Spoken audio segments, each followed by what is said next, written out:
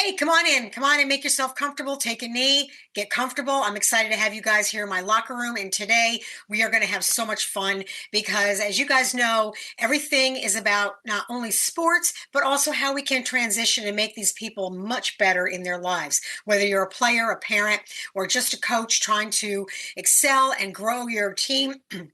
Hopefully, fourth and one mindset brings you that information. So I'm just going to bring it right in because today I have got Coach Mez. He's in our locker room. He is a baseball coach of over 50 years. He started with T-ball with the kids in Little League. He's coaching now at a high school. He's been coaching high school baseball for 15 years.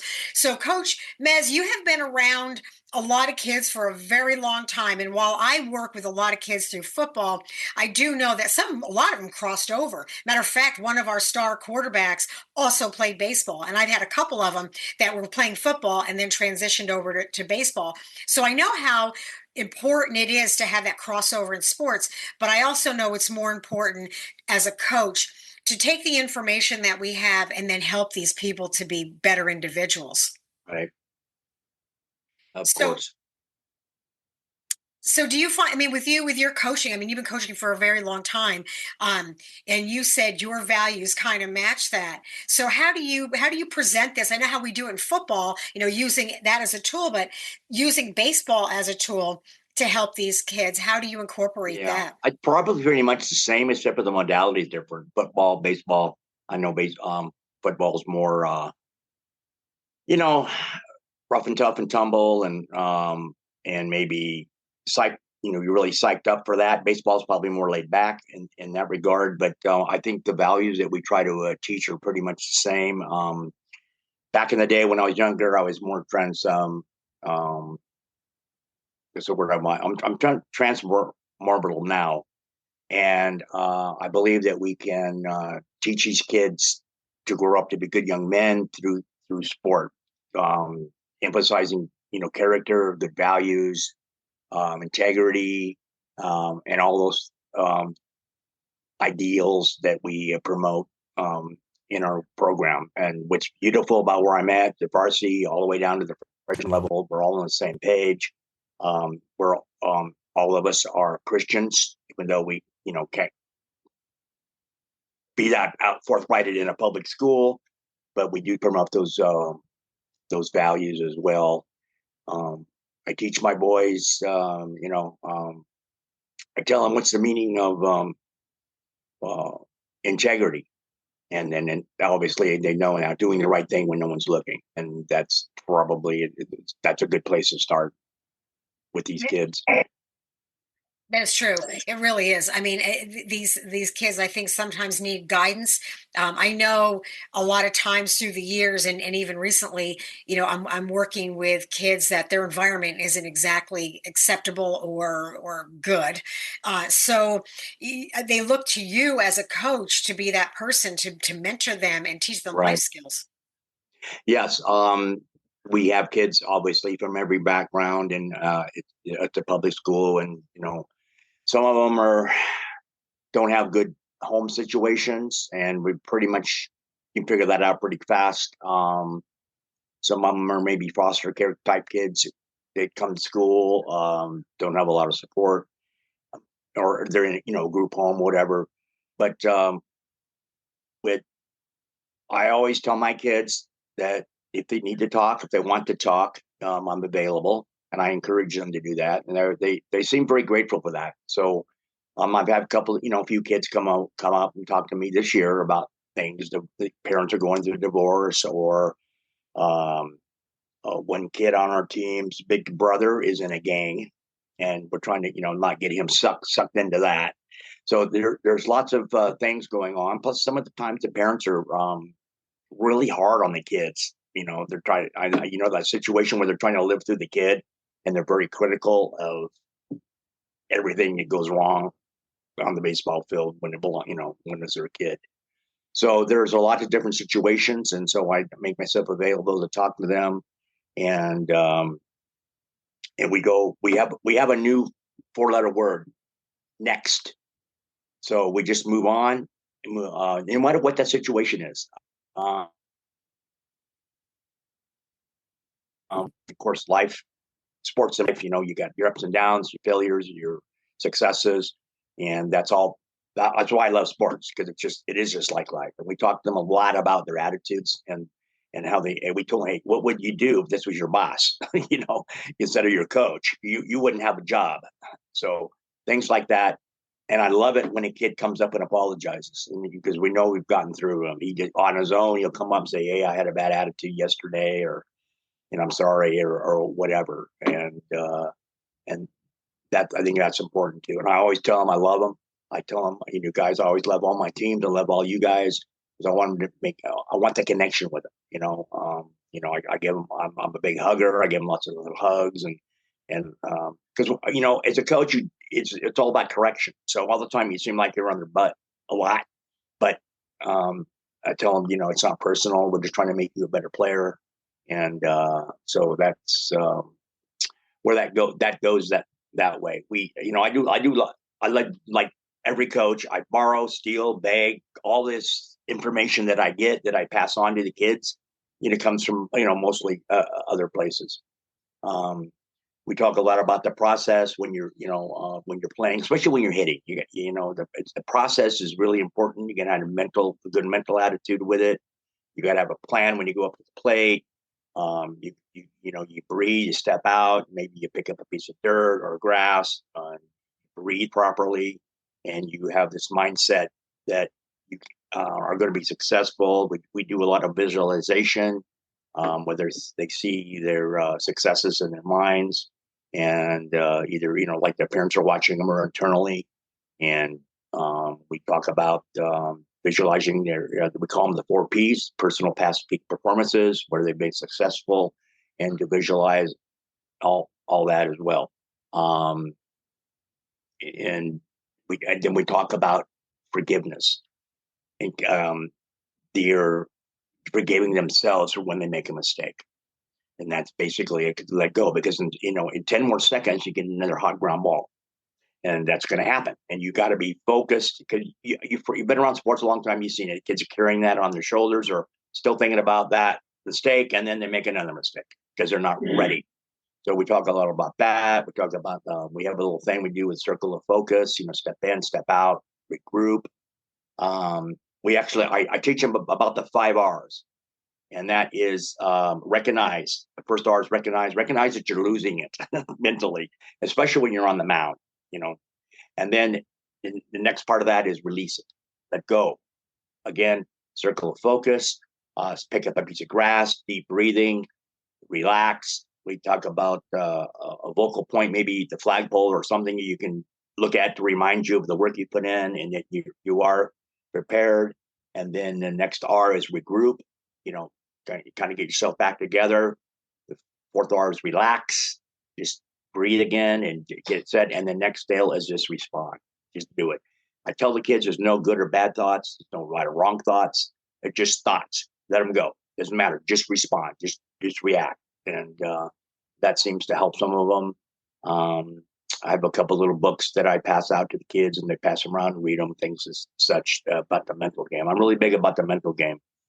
And then as well as we talk about EAR, is your attitude and your response to that attitude and your effort. And that's all you can control. You can't control the parents. You can't control the umpire. You can't control the field conditions. Any of that. That's all you can. Your effort, your attitude, and your response to it. And that basically, that's what we try to instill in them. As well, and control the controllables. We talk about all that stuff a lot, because and part of the growth on the field, those things, those skills they can take into life when they get out of here. No, you're right. And I'm going to borrow a couple of those, because you and I are pretty much on the same page. And it's the same thing in football. We say have a short memory, because you got 25 seconds to be able to go back there and get in and do it again. And I say, just have a short memory. I said, you can't fix it. You can't change it. It's done. I'm not upset. Just go out there and do your job and do what you know what to do. And a lot of times you're right, getting that. I remember one year I had a center, and I could see it when he was losing it. And he would look over at me, and I go like this. I go, Just Yeah. and as soon as he looked at me, he'd take a deep breath, Hmm. and then I tell him to do the same thing, and then he could get back into it. Because if he started losing it, it was one bad snap after another, Hmm. or you have somebody who's just like misses a kick or misses a block, and they're coming in and they're angry. I'm like, it's over, it's done. You're good. Let's just get back to what you need to do. And I think learning that skill uh, when you're younger definitely helps for when you're older as an adult, because I know Hmm. adults that can't even do that, where they lose it and they just keep focusing on that instead of coming back and regrouping. And you're absolutely right. So many times people react instead of respond, and when you react, it's not always the best choice. So having that ability to do that, and I like what you said about the R's, the 5 R's. I'm going to borrow that one. Like you said, you borrow from other coaches and you share Yeah. and everything else, because that's what makes us better. What makes us better, Right. because if it's working for you, then I can take that knowledge and pass it on to my guys, and that's going to be beneficial to them as individuals, right? Right. Well, I talk about this a lot too with the boys. I said there's three kind of ball players. There's the marshmallow, the M&M, and the drawbreaker. And the marshmallow is when we get them out of eighth grade, they come into ninth grade because I'm doing freshman ball right now. Obviously I've coached varsity baseball, high school baseball, college baseball, but I'm doing the young kids right now, which I really enjoy because it's a lot more teaching, and it's real rewarding to see the team go from a -10 to maybe a +5, and that's kind of what we were experiencing this year. And both coaches, all my coaches, were just really happy that we made this progress. But um, the marshmallow is a kid that comes into us. He's pretty soft on the outside and pretty soft on the inside. Doesn't really have it all together. It's the first year they've all played high school baseball. High school baseball is different than travel ball. It's selective. It's a lot more people. Kids try out. Kids make it. Kids don't make it. They may have been the shortstop, and now they're going to be the center fielder or whatever. It all depends on the personality you have on your team. So the next step is I tell them start becoming an M&M. You start to show some progress. You're at least on the outside, you're projecting that you're hard. That you have your emotions under control, which we know they don't. But inside, you're still a little soft, right? And Yeah. so I tell them that when you're a drawbreaker, you got it all together. You're focused right on inside and the outside. So that's kind of where we get to. And I tell them when you're a drawbreaker, then you have your physical game under control. You basically can play the game at a high level. Uh, Mentally, you understand the game. You know where to be, your backups, your cuts, all of the stuff you're supposed to know. Sometimes they make you forget. And then the other part is the emotional side of the game, and that is huge when they can control that. And you can see that some of them are learning that. They step off the mound, they'll take a deep breath, or you can see them moving around in their little circles of focus. It's an imaginary line, circle on the field. And the last part of it is, I call it the spiritual part. Of course, obviously being in a public school can't bring a lot up, but I say the spiritual part is where you forgive yourself. You've learned to let go and move on. Next, like I said, that's our new 4-letter word. Sounds a lot better, especially when the brothers and sisters are hanging around the ball field. I remind them of that. Say, yeah, your mom and dad's out there, and then go from there. So What obviously, we're trying to take these boys and make them into good young men. Young men, good boyfriends, good husbands, good fathers down the road, good citizens, and that's really the goal of the situation. And it's always cool when somebody you've maybe coached in the past comes back and he says, "Oh, I remember this, I remember that, and I thank you for holding me accountable or whatever." And that's rare, but it happens. And so, like I said, try to establish these relationships with the kids, and as well. And then we talk a lot about moving on to the next level, getting into a college or whatever. And then we have a lot of summer programs that are connected to our school where the kids can play travel ball or some form where they're going to do these, showcases and stuff where colleges guys will show up or whatever. So help them try to get, if they want to play on, we try to get them placed possibly in some school that the level that they are able to play. I always tell them that too. Go where you can play. Don't go to a big school and sit on the bench because you got no chance there. Yeah. The same in football too. It's kind of, I see these kids that have got great talent. However, it could be their grades or it could be their, like you said, if they're not going to get Mhm. played, why go to a college that you're going to sit there and not play? And I've had some extraordinary players not go to D1, but go to other schools or go to maybe a Mhm. D2, D3, Mhm. or something else. But they got to play. They may only play Mhm. to their sophomore year, but they still get an incredible, education. Right. Great. Right. And I think that's the other thing too that I find even with the kids coming out of high school, they have these dreams of places that they really want to go. And then it's always having that hard conversation of saying, I Mhm. know this is what's on your radar. Yes, apply for it. However, let's look at some other options too, because if you get to play, you get to play. It's a gift, to be able to play any sport anywhere, if you've got that drive and that passion for it. But I want to ask you, what do you, because this, I want to hear, because I know how I see it in my guys with football, but what do you see is the biggest difference in the mental aspect from your kids? And we know how they are, the younger ones into high school, but high school to college, where do you see maybe a small disconnect when all of a sudden it changes? Because I know it gets definitely a lot tougher. And Yeah. then when you go from college into NFL, that's another whole ball game. Oh, all So right. yeah. So Well, what do you see the most?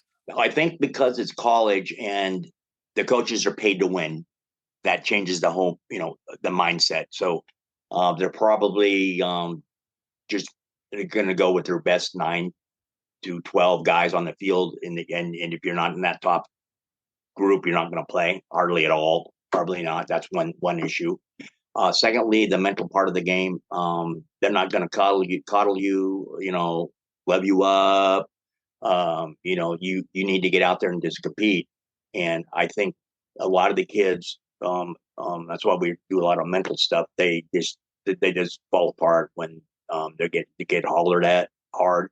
We as coaches, we yell and scream and do all that good stuff too. But I try to keep it under control. I don't know if that really happens. I coached college level before, and either you perform or you don't. And if you don't, you might not get another chance. Yeah. That's the thing. You better be ready to go when your number's called, because if you and it may not be, you might get a chance here and there because somebody's hurt or whatever. But if you don't get it together right away, and this kids put pressure on themselves, and then they're not playing relaxed. So then that obviously is an issue. You can see that when you watch TV, when you watch anything, a guy, especially in big, you can see guys pressing or whatever, doesn't get it done. So I think one of the big things is, uh,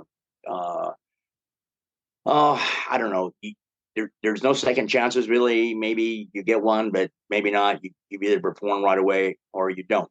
One thing I was going to add is that when we have, because I've coached college baseball before, and even high school varsity, like somebody will show up, a scout from a professional squad or somebody from a large college or whatever, and the kids are, they're aware of that because they recognize somebody or they just know what's happening, and they go out and play and hopefully perform. I say they already know you can play or they wouldn't be here. So the part, they want to see the rest of your game as well. So what will happen though, usually when the guy shows up that we really don't know that well, the first thing he asks is what kind of kid is he, Yeah. and what kind of grades does he have? So Yeah. we're very honest about it, because guess what? We want that scout coming back next year and the year after and year. So we're not gonna fudge it. If you're a good kid, we're gonna tell him that. If you're a bad teammate, we're gonna tell him that too.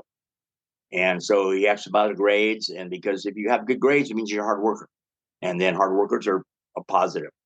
And then so he wants to know what kind of kid he is, and they even ask about the parents nowadays. Who wants to get a kid when you're going to have nothing but parent problems? And I tell my kids that when, and I don't talk directly to the parents, but I say you let your mom and dad know that they're being recruited too. And because I said there's right down the freeway, 10 miles from here, there's 20 more of you just like you, and they don't need this. So you got to be on your best behavior. So one day a scout comes and he watches the guys, and obviously sometimes somebody else gets noticed, which is really good. But the scout will come back in a couple of weeks, and he'll be sitting out in the outfield with a big old hat on and a newspaper, and he'll let nobody know he's there. And what he's really looking for is he wants to see you strike out 4 times and then see how you're going to respond, because he's checking that part of your game out as well.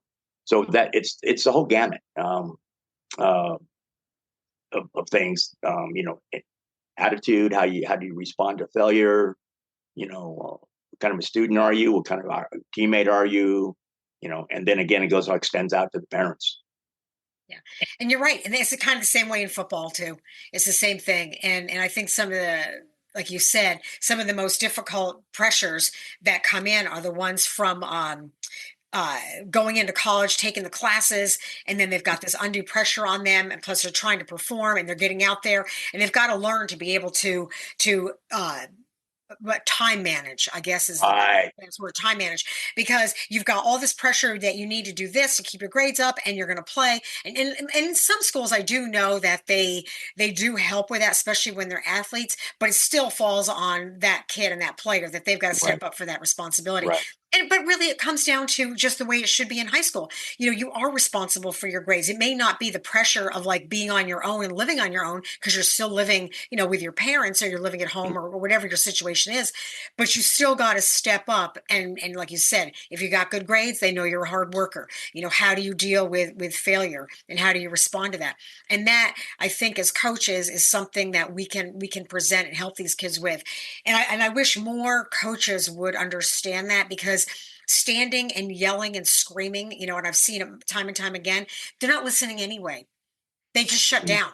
I mean, they hear a part of it, and then the rest of it, they're like, "Oh, here we go again." It's just like a parent yelling at them. It's like they're not, nothing's getting through. So Mm-hmm. having that opportunity to say, "Hey, what's going on? What's happening?" And I'm not saying coddle everybody, but Mm-hmm. understand each individual person, and Right. that's what you bring, because that's why you're doing as well as you're doing, and I'm sure all these kids love that, and they respond to you, and they probably cherish the fact that you're out there. Like you said, you're getting information, and kids Mm-hmm. contacting you later on in the years. That tells me and everybody else that you're a good coach, a great coach, because you have to step up a little bit more. It's not just about the playbook, or what you're doing out Right. on the field or whatever. It's about what else are you bringing to the out there that can help these kids. Well, you um want to make the best. You want to get the best out of the kid, and yeah, I think that's exactly. one way in doing it. And going back to the college thing, we actually bring back our kids that are left the program, that are playing college baseball at different levels, D1 all the way down to a JC, and we talk to them. We have those guys talk to our current players about exactly what you just said. What is the biggest difference? Time management. They get up in the morning, they got weight room, then they get cleaned up, then they go to class. And some of them have online classes, some of them have in-person classes, or a combination of both. And then he says, then they talk about, we try to get all that done. We go eat, and then we're on the baseball field in the afternoon until dark or like whenever, and then we try to get back to our dorm or back home, and we're doing some homework, or we're getting tutored, and then we get to sleep. We try to eat right, and then we start all over tomorrow. So it's a long day, and you have to manage it that way. In high school, of course, parents still drop them off, so there is a little bit of graduation there too. They're living at home. They get drove to and from practice and the games. Then the kids start to drive, and that changes everything too, because now they have to be responsible to get all their stuff to the field that they need. The complete uniform, the right belt, the right hat, the right colors. And it's unbelievable that they still cannot figure out what. I forgot my belt. I forgot my hat. I can't find my socks. I mean, it's crazy, but that's really the way it is when you're dealing with kids. Even the seniors, So, but when they start driving, and then they're responsible, then the girlfriends all come around, and that's another issue. We got guys coming in with the big old lip hanging down. I would tell them, you don't need a girlfriend, man. You don't need a girlfriend yet. So, I mean, when they start driving, it's like the girls start. You know what I'm saying? They're getting older, and all growing up in life, and all the hormones are raging, or whatever. So that's another issue they have to navigate, and as well. And so that's just part of growing up. And and being responsible. And so that's a step in the high school level. And then, of course, scouts start coming around, and they're getting, maybe some of the older kids are getting letters or phone calls, and then that all takes form for them. No, and I deal with that too, even on my field. I always tell them, I go, put your stuff together the night before by the door. That way you've got it all, I deal with that too. And I've seen it in college too. And I'm like, you don't have the luxury of doing that. No coach is going to understand that you can't find your cleats. Get your act together now. And you're right. But and it's though I want to throw in another element though is cooking, is food, because now these kids I've noticed that on the college, they're like, Coach, I didn't have time to eat. And I'm like, you have to eat. You have to get the nutrition, because just as well as I do, if you're not eating right, you're not going to perform well. So you have to make that a priority, and it has to be good food. You can't just grab fast food all the time and think that's going to be okay. Now, in your 20s, you feel that's a staple that you can live on. But the reality is, if you're trying to excel and get up there, you've got to be able to move on as an athlete. I mean, food wise. So I think we just lost Coach Mez. I'm looking at my screen here, and it's unfortunate, but I want to thank him for being here. I think his insight and what he has offered was amazing. I love the fact that both of our sports really cross over when it comes to how our kids are, what we do as coaches, who we are as individuals, and what we can bring to the table. So until then, please remember, you are responsible for your own things. You are an amazing person. You've got what it takes. Always remember that. Until then, start strong and finish strong, and dominate everything in between.